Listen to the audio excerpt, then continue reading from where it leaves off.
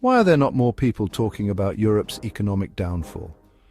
Did Europe seal its fate for economic disaster? Let's uncover the decisions that transformed a powerhouse into a struggling economy. Europe once led the world, rising from the ashes of World War II through relentless innovation and trade. The European Union stood as a beacon of unity and strength, dominating global industries. But then cracks began to appear.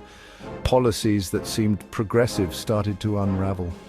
Europe's reliance on Russian gas, once a promise of low-cost energy, became a ticking time bomb. Geopolitical tensions erupted, leaving nations scrambling for alternatives. Rigid labor laws and stifling regulations choked innovation and growth. Policies meant to drive progress instead sabotaged Europe's economic engine.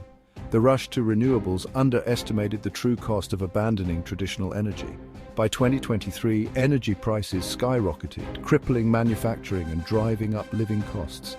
The introduction of the euro bound vastly different economies together, for better or worse. Stronger economies like Germany thrived, while weaker ones like Greece and Italy floundered. Outsourcing production to Asia gutted Europe's manufacturing heart. Industries that once employed millions now depend on imports, leaving Europe vulnerable to supply chain shocks. Europe now faces a perfect storm: energy crises, soaring inflation, and a shrinking workforce. Youth unemployment exceeds 20% and businesses are fleeing.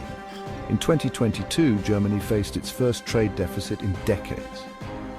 Small businesses across the continent are shutting down, unable to cope with skyrocketing costs. What lessons can the world draw from Europe's economic turmoil?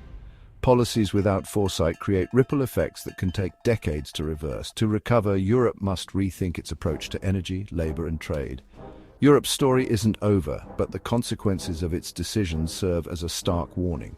Will policymakers learn from these mistakes, or are we witnessing the decline of a global powerhouse? Share your thoughts below. How can Europe rebuild its economic strength?